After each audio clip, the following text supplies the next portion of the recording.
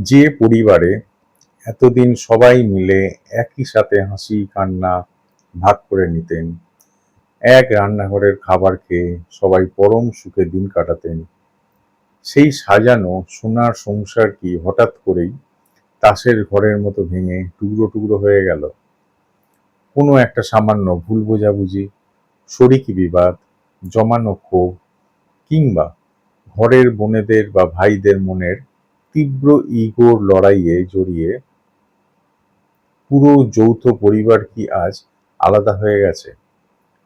অনেকে বুক ভরা হাহাকার, একাকিত্ব আর চরম পারিবারিক ভাঙনের মানসিক যন্ত্রণা নিয়ে কমপ্লেন করেন যে, দাদা, আমাদের পরিবারে কত আনন্দ ছিল, সবাই একসাথে উৎসবে মেতে উঠতাম, কিন্তু হঠাৎ এমন কি ঝড় এলো যে আজ সবাই নিজের নিজের আখের গোছাতে ব্যস্ত হয়ে পড়ল, একে অপরের মুখ দেখাদেখি পর্যন্ত বন্ধ হয়ে গেল।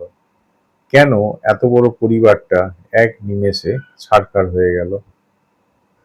অনেকে ভাবেন এটা হয়তো শুধুই আধুনিক যুগের মানসিকতা, স্বার্থপরতা বা ভাগ্যের নিষ্ঠুর পরিহাস। কিন্তু জ্যোতিষশাস্ত্র এবং বাস্তুবিজ্ঞান বলছে, একটা সাজানো যৌথ পরিবার হঠাৎ করে ভেঙে যাওয়া এবং সবার মন আলাদা হয়ে যাওয়ার পেছনে কিন্তু জন্মকুণ্ডলীর কিছু বিশেষ প্রধান ঘর এবং বাস্তুর মারাত্মক ঋণাত্মক শক্তি কাজ করে। আজকের ভিডিওতে আমরা জানব পরিবার ভাঙার পেছনের আসল কারণ কি, এবং ওখানকার পরিবেশ শান্ত করে আবার সবাইকে এক সুতোয় বাঁধার অনন্য ঘরোয়া টোটকাগুলি কি কি। জ্যোতিষশাস্ত্র অনুযায়ী আমাদের জন্মকুণ্ডলীর দ্বিতীয় ভাব হলো পরিবার, বংশ এবং যৌথ পরিবারের প্রধান ঘর। আর চতুর্থ ভাব হলো পারিবারিক সুখ, শান্তি ও একই ছাদের নিচে থাকার স্থান। এছাড়া যে গ্রহ ও বাস্তুদোষ এর জন্য দায়ী সেগুলো হচ্ছে রাহু ও শনি। রাহু হলো চক্রান্ত, কান ভারী করা, পরশ্রীকাতরতা এবং ভুল বোঝাবুঝি তৈরির মূল কারক। আর শনি হলো বিচ্ছেদ ও দূরত্বের কারক। ঘরের মূল মানুষদের কুণ্ডলিতে বা বাস্তুতে রাহু শনির অশুভ দশা চললে সদস্যরা একে অপরকে সন্দেহ করতে শুরু করে এবং বাইরের লোকের কথায় প্ররোচিত হয়ে ঘর ভাঙার সিদ্ধান্ত নেয়। এবারে আসবো মঙ্গল ও রবির কথায়। এই দুই উগ্র গ্রহের কারণে পরিবারের সদস্যদের মধ্যে অহংকার বা তীব্র ইগোর লড়াই তৈরি হয়। এবারে আসবো বাস্তুর ব্রহ্মস্থান দোষ। বাড়ির একদম মাঝখানের অংশকে বলা হয় ব্রহ্মস্থান। বাস্তু মতে বাড়ির মাঝখানে যদি কোনো ভারী জিনিস, নোংরা আবর্জনা বা টয়লেট থাকে, তবে সেই যৌথ পরিবার কোনোভাবেই এক থাকতে পারে না, তা ভেঙে টুকরো হতে বাধ্য। পারিবারিক এই ফাটলকে জোড়া লাগাতে এবং সবার মনকে আবার নরম করে পুনর্মিলন ঘটাতে এই টোটকাগুলো আপনারা প্রয়োগ করে দেখতে পারেন।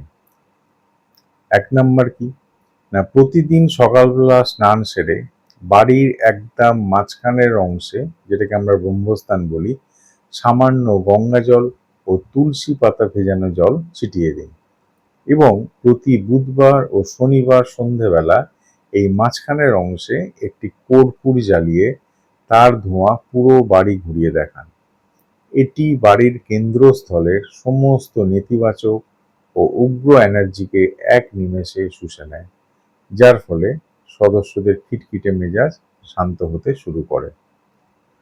২ নাম্বার কি না, একটি ছোট রূপোর বা কাঁচের বাটিতে কিছুটা কাঁচা দুধ এবং সামান্য মিছরি একসাথে মিশিয়ে আপনার ঠাকুর ঘরে বা বাড়ির উত্তর পূর্ব কোণে, যেটাকে আমরা ঈশান কোণ বলি, সেখানে স্থাপন করুন।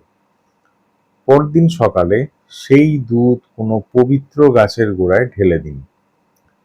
দুধ ও মিছরি চন্দ্র ও শুক্রের প্রতীক, যা পরিবারের সবার মনের ভেতরের ক্ষোভ, ও ইগোকে শীতল করে তুলতে জাদুর মতো কাজ করবে। 3 নম্বর টোটকাটায় আসি। রান্নাঘর হলো মা অন্নপূর্ণা স্থান, যা যৌথ পরিবারকে এক রাখে। প্রতিদিন সকালে যখন প্রথম রান্না শুরু হবে, তখন প্রথম তৈরি হওয়া রুটি বা ভাতে সামান্য আখের গুড় মাখিয়ে নিন। এবার সেটি বাড়ির বাইরে কোনো গরুকে খাইয়ে দিন বা পাখিদের উদ্দেশ্যে রেখে দিন।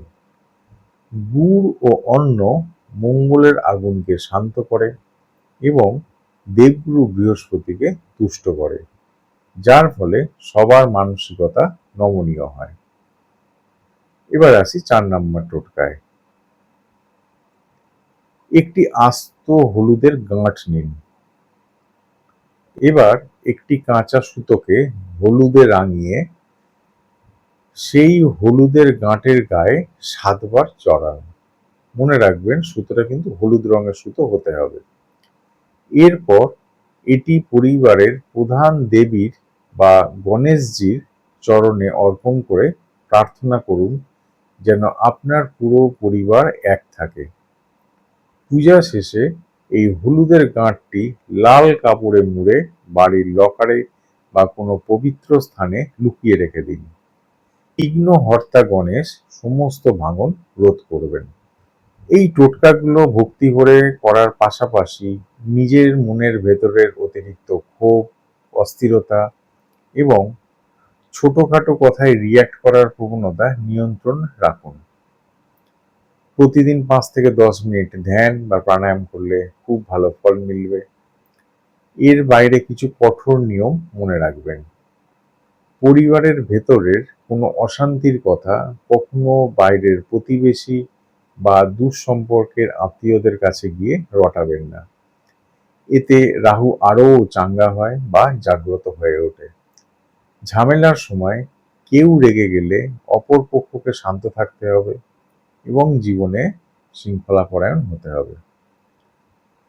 এখন বলি জ্যোতিষীয় রত্ন ও মূলের প্রতিকার সম্পর্কে। বৃহস্পতি এবং চন্দ্রের শুভ শক্তি বাড়িয়ে পারিবারিক সুখ ও মেলবন্ধন ফিরিয়ে আনতে কিছু বিশেষ রত্ন ও মূল ধারণ করা যায়। আপনি যদি আসল মহারত্ন ব্যবহার করতে চান, তবে পরিবারের গুরুজনদের আশীর্বাদ ও ঐক্য বজায় রাখার জন্য বৃহস্পতির রত্ন পোগরাজ ধারণ করুন এবং সবার মন শান্ত ও শীতল রাখার জন্য চন্দ্রের রত্ন মুক্ত ধারণ করতে পারেন। যাদের বাজেট কিছুটা কম, তারা উপরত্ন হিসাবে পোগরাজের বিকল্প সোনালী টোপাজ এবং মুক্তোর বিকল্প মুনস্টোন ব্যবহার করতে পারেন।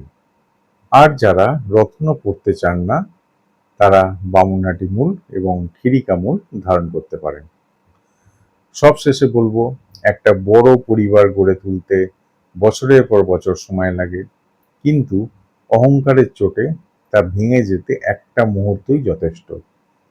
গ্রহের অশুভ পরিস্থিতি সাময়িকভাবে আপনাদের মধ্যে দূরত্বের দেয়াল তুললেও সঠিক ঘরোয়া প্রতিকার, পারস্পরিক ক্ষমার মানসিকতা এবং ঈশ্বরের প্রতি বিশ্বাস আপনার পুরো পরিবারকে আবার এক ছাদের নিচে ফিরিয়ে আনতে পারে।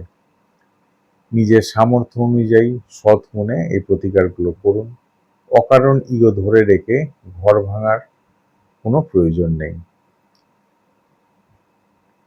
আপনার এবং আপনার পরিবারের প্রধান সদস্যদের জন্ম তারিখ, সঠিক জন্ম সময় এবং জন্মস্থান আমাদের হোয়াটসঅ্যাপে লিখে জানান।